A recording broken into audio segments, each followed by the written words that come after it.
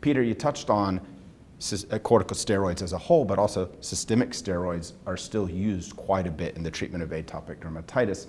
And what's really interesting is we have a panel of experts in AD that have put together a consensus guidelines that are coming out imminently for our community in dermatology about systemic corticosteroids, arguing for the limitation of their use. Because of all the therapies in atopic dermatitis, systemic corticosteroids have the highest adverse event rates and pose a number of risks, some of what we've talked about from the topical perspective.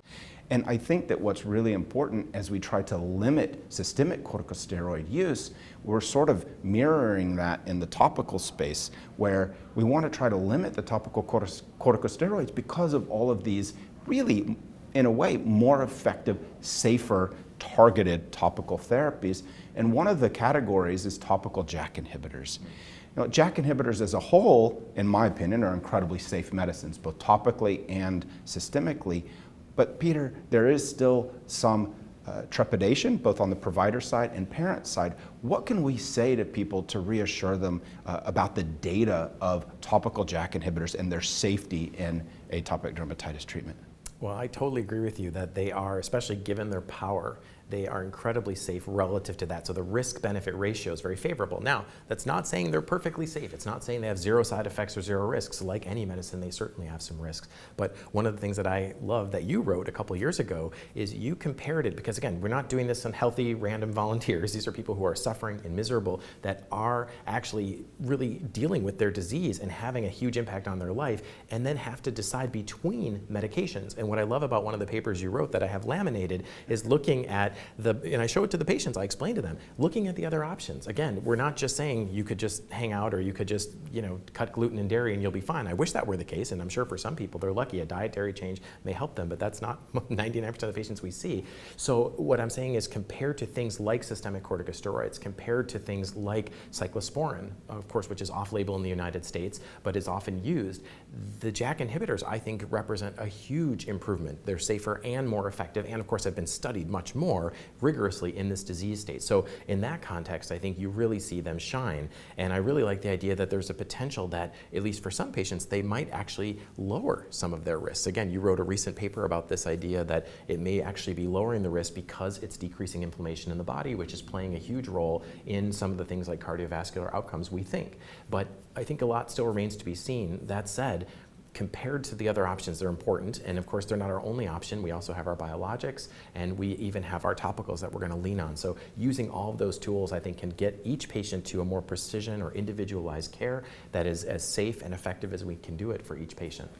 I agree, Peter. In all of the patients I've treated with a topical JAK inhibitor, topical ruxolitinib for atopic dermatitis, I really have had high success rates, but importantly, high degrees of safety. And I think that this is incredibly important. One of the things that I'm really excited about is the degree in which it can reduce itch. We know itch is such a burdensome symptom, if not the most burdensome symptom in atopic dermatitis. And I think that where we can really have an advantage of using these newer topical non-steroidal therapies in our atopic dermatitis patients is getting better itch control.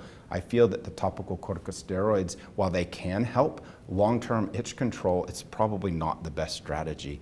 And I think that this is where topical ruxolitinib has made a huge advantage for our treatment of itch in atopic dermatitis, but also topical roflumilast and tapinarof, I think, all have the ability to not only clear skin, but control the itch. And we know that a lot of the guidelines for treating atopic dermatitis are now looking at this model of not only skin clearance, but combining it, concomitant itch relief, to be able to increase the overall quality of life of the patient. I love that. And there was that paper recently where they were able to show some measurable itch relief in 15 minutes after applying topical ruxolitinib. And this idea that we could potentially do it within a clinic visit has sort of inspired me. So sometimes I'll actually go get a sample and I'll say, why don't you try this, put this on an area. And as we're talking and I run out of the room and maybe get a few more parts of their plan or print out their prescriptions or whatever, come back, I'll say, how does it feel? And it is so cool for someone to say, it feels better. In those 15 minutes, it actually made a difference. That's powerful because I think adherence is a huge part of the game, both with systemics and topicals. And if the patient likes it and if they feel that it's helping them already, I think that it's sort of obvious. It stands to reason that they're going to continue with it.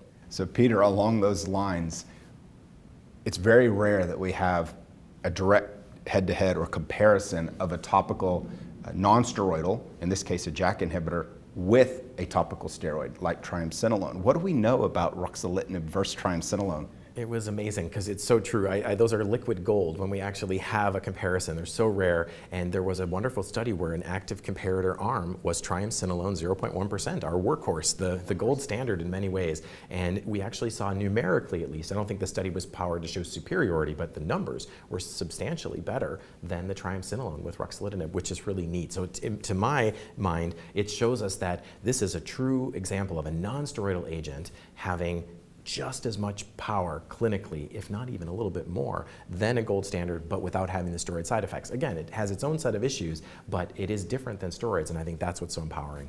Yeah, I think it's a very compelling, and I would love to see more studies like that.